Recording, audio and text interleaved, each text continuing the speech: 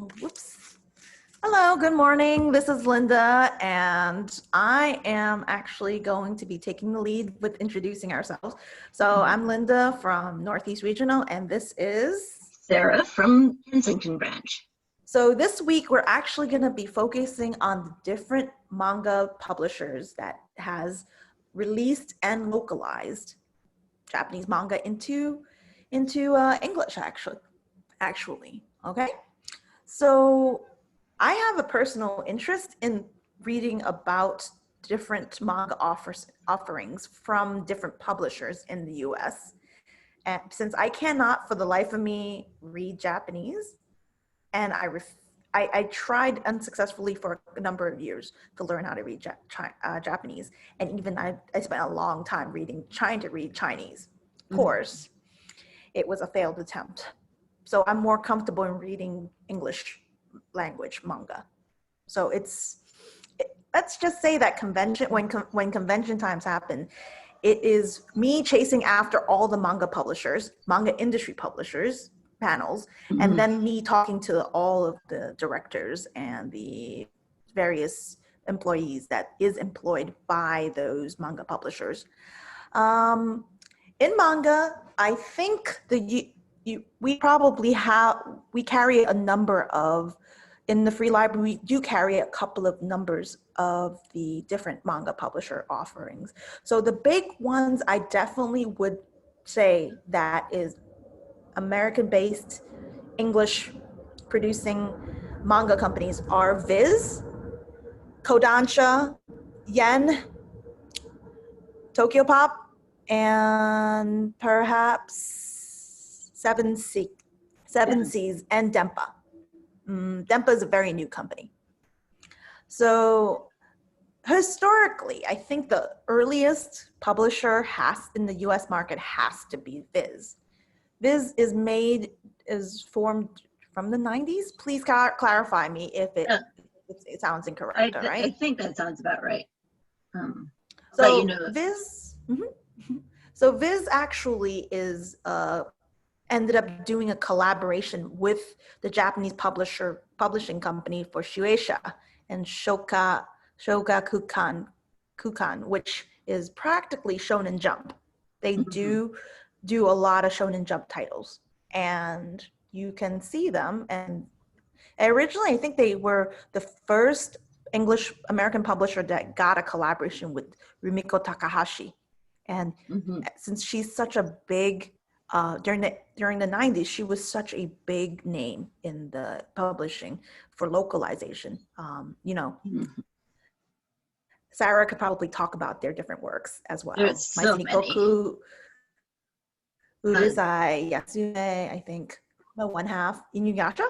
Yes, Yu-Gi-Oh, Naruto, Bleach. Those are other. All Viz. Yep. And then I think recently, Dragon Ball, yes, Dragon Ball. And I think recently, within the last maybe 20 years or so, I think they started introducing. And then afterwards, the next publisher I could think of as the most recent is Tokyopop. They originally began as Minx, but then Tokyopop became, during the 90s, they became the first English publisher that would be reading from right to left. And they actually pride themselves on being the first publisher that does right to left. Which one was that? That would be Tokyopop. Okay, that would be Tokyopop. And they were the first publisher that would do English creator publishers, OTL. OEL. Sorry, I meant to say OEL. So original English line, I think. That's what the acronym stands for. Or original English language, I think. Language. I am messing up this morning. No worries. This is the morning.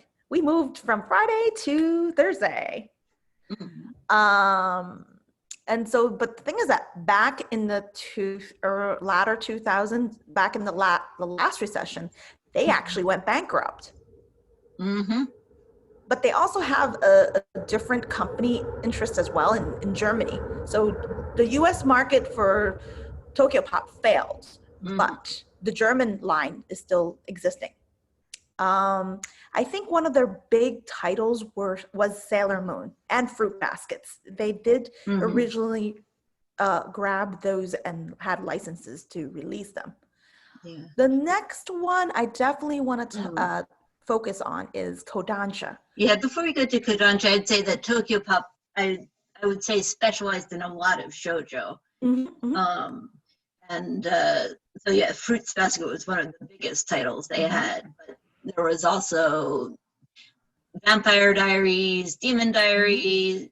I know that there's more that are just slipping my mind right now. But they are coming back. Yes. Okay.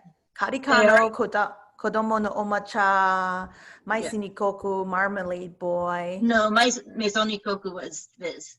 Oh, whoops. Sorry. I know Marmalade Boy was part of. Was Fushigi part of Tokyo Pop or was it part of Viz? I feel like it was Viz, but I'm not sure. Viz, okay, sure. Yeah. But Tokyo Pop is coming back with some English language manga now. Yes, they are. They're coming back with they announced a few titles recently. Yeah. But a lot of times I think they have a collaboration with Disney at this point. So they're moving into the children's publishing industry. And one more thing about Viz, which surprises me, is that instead of being in the 90s, which I also thought they started in 2005, I just looked it up. Ah, they started in 2005. I thought that it was earlier since I forgot. I mean, they say that that's according to Anime News Network. But on the Viz website, they don't give a year, but they do say that they've been around for 30 years.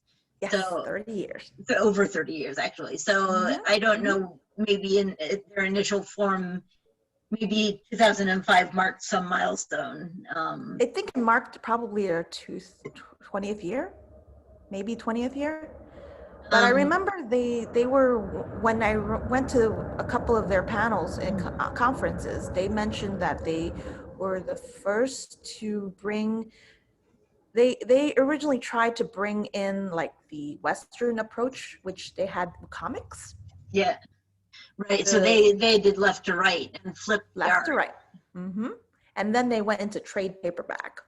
And every single one of their works at that point was really expensive, probably $30 or more, or $20 or more, if I remember the publishing, purchasing them. So the next one I definitely do have to recommend, do have to talk about is Kodansha. Kodansha is huge at this point. They do have several lines of imprint, which I'm sure you probably would already know if you follow them. They did vertical. They do have vertical, and they do have, I think that's a big surprise for me that they do have vertical. They took it over, right? They took it over. Was its own entity. And they actually collaborate with Random House. So those are English publishers, by the way. These are collaborations, all right? Yeah, and that's Fairy Tale is a big title that they've got. They've got Akira, Silent Voice, Vinland Saga, Attack on Titan, huge. And they've taken a Shaman King over. That used to be Shaman King, right? I think. Shaman King, is it Shaman King? Shaman. I think it could be pronounced either way, but yeah, that one. Okay. Well, I think Kodansha they're currently re-releasing all of Sailor Moon. Sailor Moon?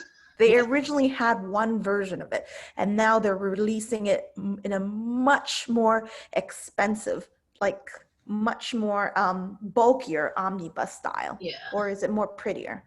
I can't. Have you? So it's one of those things in. It's shiny. It's shiny. Yeah. So another is so Vertical ends up becoming part of Kodansha, and Vertical has actually been a huge publisher for certain titles such as Osamu Tezuka's Blackjack and Buddha. They also released what I like is Chi Sweet Home. which turned Yes. into such a huge major market for them. Yeah. Another is that they actually currently do have rights to Gundam, the Gundam manga series, Yeah. which is, Yeah.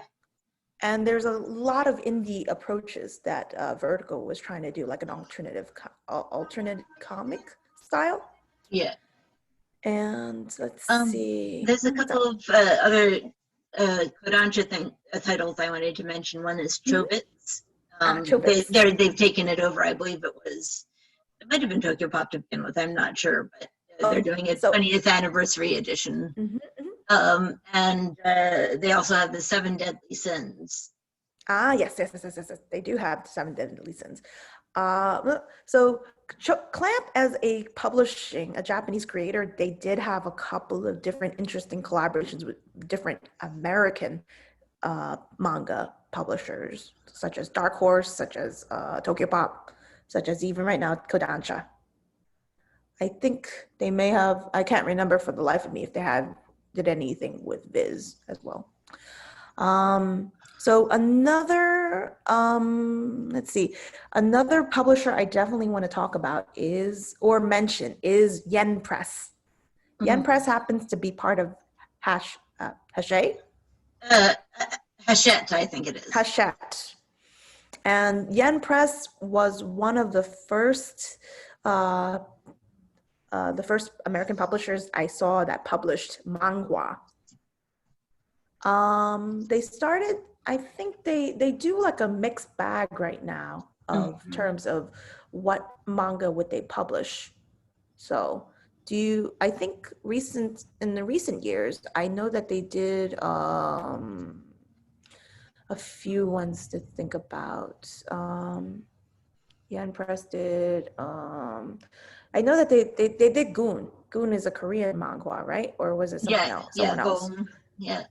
They did, Yen Press also did, I cannot for the life of me remember any other titles at this time. This is too early. Oh, believe me, I understand. So let me look at their catalog, all right? Oh gosh, Yeah. I'll get back to you on this one. I wanted to come back to Viz. It's 1986 was when the company was formed. 2005 was when it merged with another company. So I'm not quite sure why Anime News Network publishes that as the founding date. But so yeah, it definitely has been. It's a big granddaddy. Yes. So, I looked up a catalog for Yen Press. They definitely did do the Bride Story. They published the Bride Story. They published Silver Spoon. Yes. And Yowamushi Peta. That is one thing I really like from them. And also they published Aka. Aka is a Natsume Ono title, which I really like. Natsume Ono. Yes, who did the House of Five Leaves. And they did Ristorante Paradiso. Yes, Ristorante Paradiso, and there's other works. Yes, definitely. There is. And they actually did a couple of Makoto Shinkais, I think. She and Her Cat, maybe? She and Her Cat, maybe. But one thing I did recently see is that they were one of the publishers recently that I saw ventured into the light novel market. Even though technically I have seen, I think I've seen Viz or Shonen Jump do light novels, but that was, I think Viz was the publisher previously that I saw light novels from. That kind of sputtered out. Yeah. And in the early 90s and 2000s. Looks like Yen also took over Azumanga Daioh. Yes, they did. Azumanga Daioh was originally, I think, Dark Horse had them. But they also do Sword Art Online. Anything from Sword Art Online, they do. So I'm very interested in reading Gun Gal online. Yeah, I have not read much in the way of light novels, but one of the series I have read is called Book Girl by Mizuki Nomura, and that is released by Yen Press. Oh, they also got Durarara. Mm-hmm. I think the reason why I know more about Durarara is because there was an anime tie-in a couple of years Yeah. ago, and that was pretty popular at that point. Yeah. A lot of the publishers I've spoken with, they always say that they want to get the cream of the crop of manga publishing, because in Japan, manga publishing is over $7 billion. Shoosh. And so they have way too much different titles that they could choose from. Hence, that's why you often see American publishers only publishing and localizing English, Yeah. all the award winners. Yeah.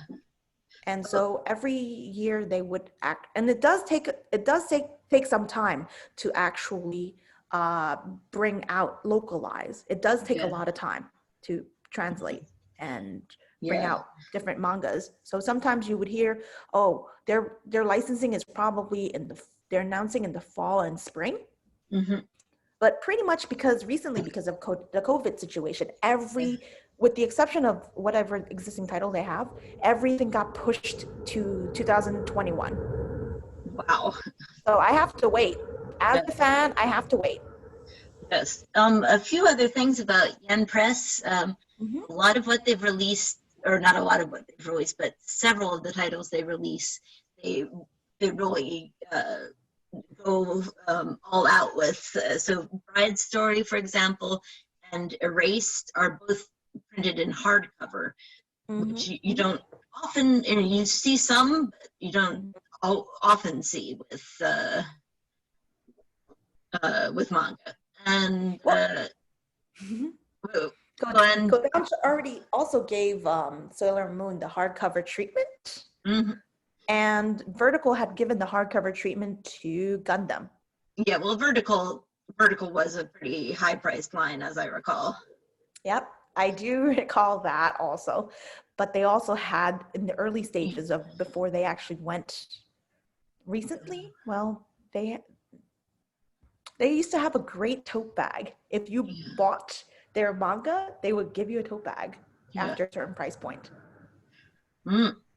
So Yen Press actually released the Antique Gift Shop, which had been one of Ice Kunian's titles, and I think has picked up some of the other ones as well.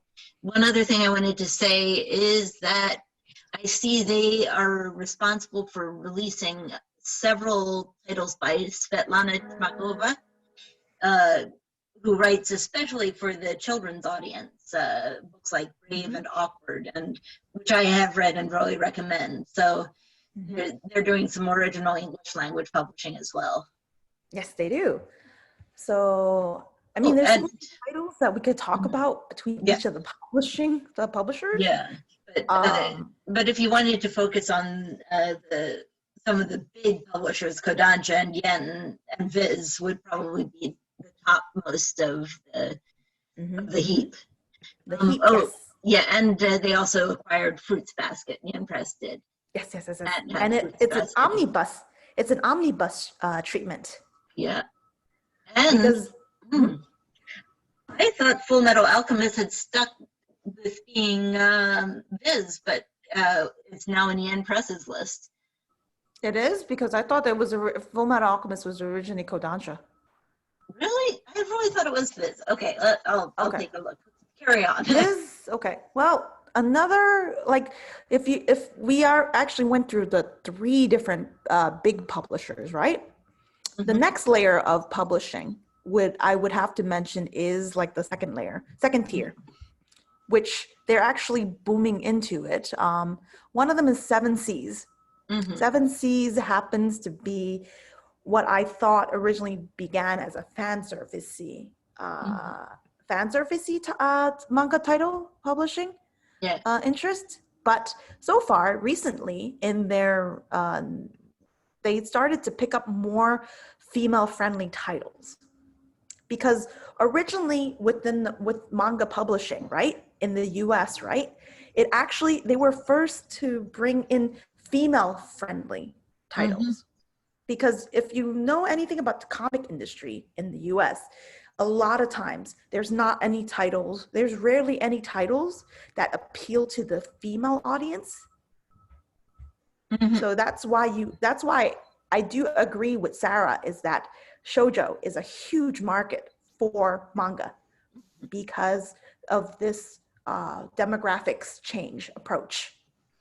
Yeah. That I'm going to be a lifelong manga reader for for as long as I have been and going forward.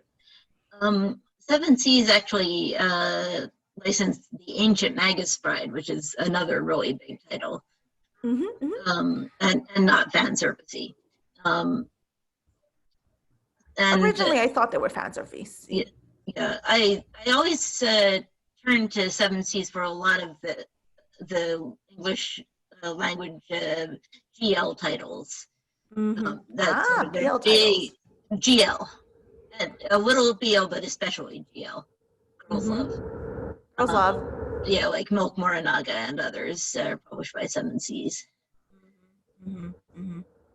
So probably my opinion is too overly generalized. I don't know. But I think everyone has a different taste of different publishers and mangas. So I have yet to, but I'm starting to read more of Yen Press. No, Seven Seas. So I do appreciate what they're doing at this point. And the thing is,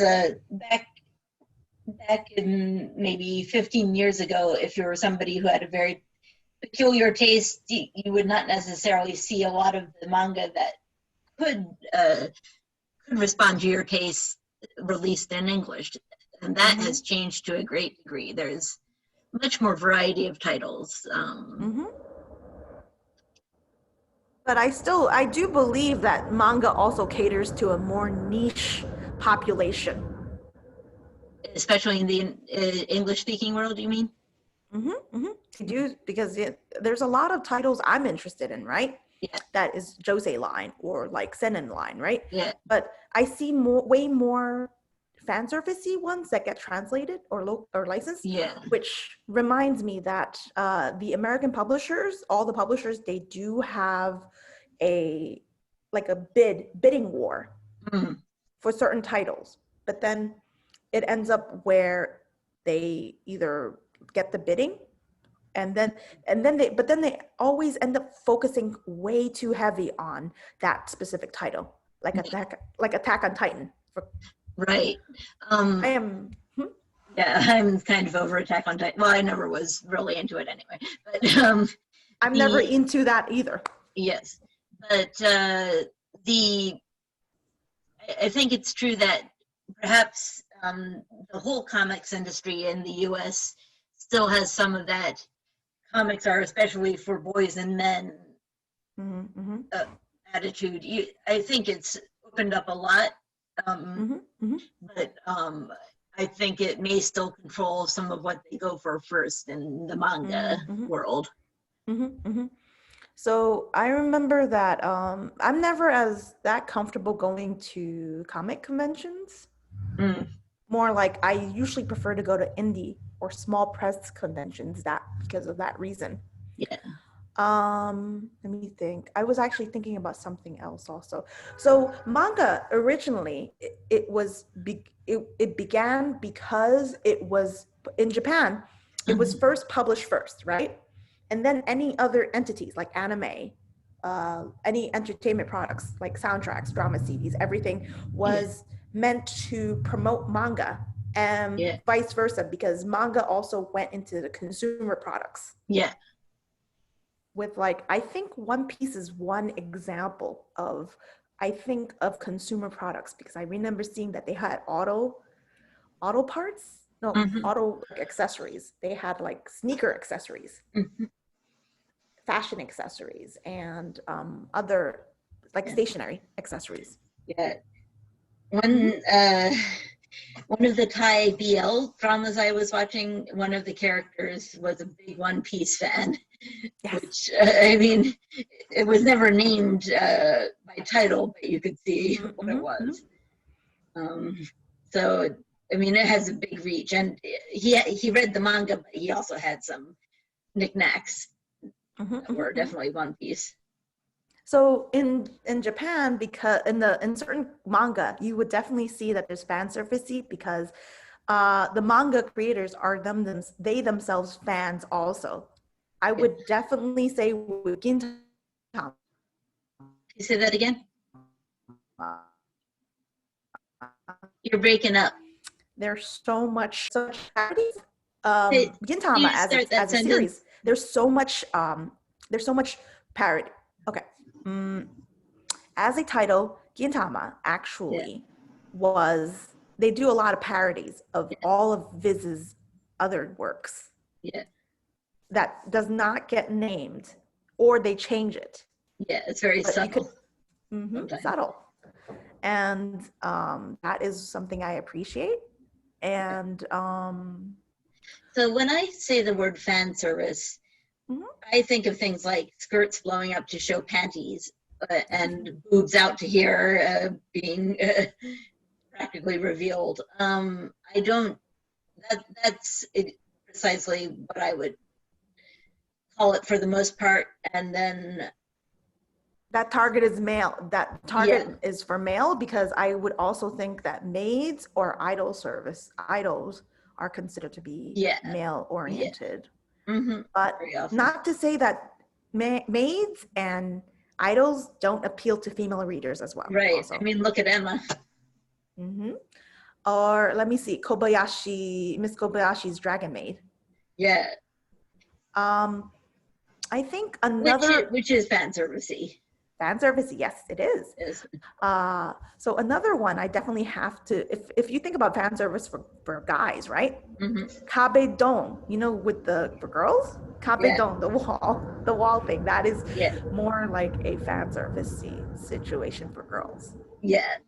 And of course we've started to get things like free with rippling muscles and so forth. You think so? Because I actually don't like Free's art style. It starts to. I mean, it may be a little too muscly for my tastes, but I like the art style. I actually think their muscles are not that well drawn. Yeah. So it cracks me up when I have to look at Free's pecs. Wait, that sounds so wrong.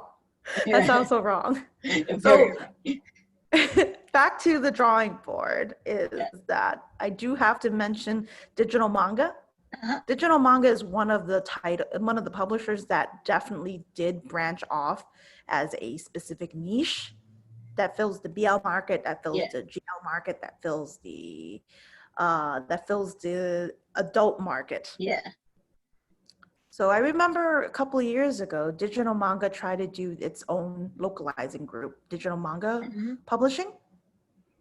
I think since then they actually did away with that model. Are you sure? I think emanga.com is still existent. Emanga does exist for them, but the thing is that the DMP line actually went away. Oh, really? Oh, emanga, they have Osamu Tezuka's. After Vertical had the whole treatment with the Osamu Tezuka, emanga started with Kickstarters originally. Kickstarters? And then they crowdfund sourced a lot of the different Osamu Tezuka titles. Let's see. Another manga publisher I could probably talk about is Dempa. Dempa is a very new publisher that is trying to make inroads into the manga industry. I think they have Akagi? It's a mahjong-based manga. And then they have a recent publication for the girl with tiger eyes. So, I was looking at their site, and their titles definitely seem to lean towards fan service also. Fan servicey, but also tasteful fan service. I like it. But then again, I'm very biased towards Dempa. I see. But the thing is, I do have to say is that if you sign up for them, they're publishing, right? Their manga, if you buy their manga online, right? It's actually DMR friendly. Should we talk about what DMR is versus what is publishers local? You can go ahead. I don't really know much about it, so go ahead. So DMR friendly means that it's like a PDF. You could literally read it on any of your choice for reading applications, right? But a lot of times, any other manga company that brings it over here, right? They would try to tie it with it's region locked or it's format based lock. So you have to read it on their server. You have to read it with their like extensions, like what you would see in Kindle. Yeah. You would not be able to read a Kindle format if you want to read it on something like a PDF reader. Right. And so at that point, there was for a time, because manga started as a paper-based publishing entity. In the recent years, they are starting to go into digital manga. Yeah. And a variety of publishers that started to say digital first, or they would probably try to push it as like, please read it on the different reading devices that you would have. But it would often like be not as locked. But that's also the different companies' way of response to pirating, scanlations. Yeah. So that is a huge different other issue with, because a lot of times manga readers would not get to have a certain title. And there are groups that would scanlate and pirate those entities. Yes. But in the very end, it's the only, and the Japanese industry, seeing of the situation like that, right? They would not be prone to localize certain titles, or because they're not getting the side of the money. So they are locking it even more, isolating it even more. Not isolating it even more, but controlling it even more. So I guess I would have to say that it leads to certain titles or publishers not being involved anymore with the manga industry, such as like Dark Horse. Yeah. Dark Horse, as everyone knows, is a manga publishing entity. Yeah. Well, no, comic publishing entity, but they have a few manga titles, such as Street Fighter, and something I've liked to read recently. Oh, wait, actually, no, that would be Udon Entertainment. Yeah. So it's based on a lot of different entertainment entities. I do have to mention, because of what I talk about with the different from the paper-based preference into the electronic-based of reading, right? I know my bookcase can't handle the amount of manga that I would have. So I end up having to do a big gigantic preference into choosing to read only ebooks of manga. I'm not sure if, for a lot of fans, I think they would have the dilemma between choosing between ebook, paper version, or electronic versions. But for both formats, I think they have its good and bad. Yeah. Good point of it is that a good point of paper-based is that you get to hold it in your hands. Yeah. The bad part of it is it takes up so much space. That's for sure. And before we wrap up, I kind of want to go into some of the manga distributors that have closed. So give me a second while I get back to the thing. So a lot of the series that I picked up wound up being probably forever lost, and that's because their distributors closed down. So an example would be Aurora Publishing, which also had the BL line called DEUX. And they release titles like Walk in Butterfly, which is about modeling, Manzai Comics, which is about Osaka style comedy, and then there's you mentioned Del Rey, and so they had titles like Mushishi and A Perfect Day for Love Letters that I really liked. And Ace Kunian had Hissing, 1001 Nights, Antique Gift Shop.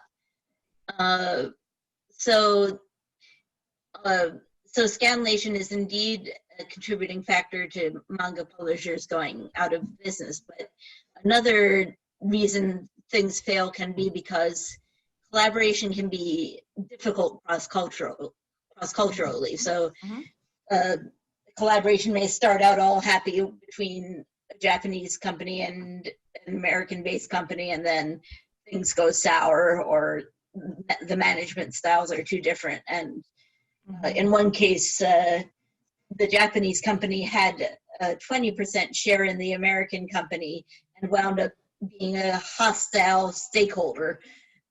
So that just sort of crashed and burned. Also, is that a lot of the manga readers in the US, right, are a lot younger. It's a younger audience. And of course, a younger audience means they don't have that much money. And so they cannot support the manga industry as much. So that's why they turn to the scanlations to try and read more of the manga. And oftentimes there's not as much buy-in to the manga publishing. Hence, that's why you see a certain title like Fumi Yoshinaga's Guess What You're Eating for Dinner? Wait, mark me if I'm wrong. Guess what you're having for dinner? What did you eat yesterday? What did you eat yesterday? Yes. I keep on talking to Vertical, and they pretty much tell me it's in the red. It's in the red. It's in the red. Yeah.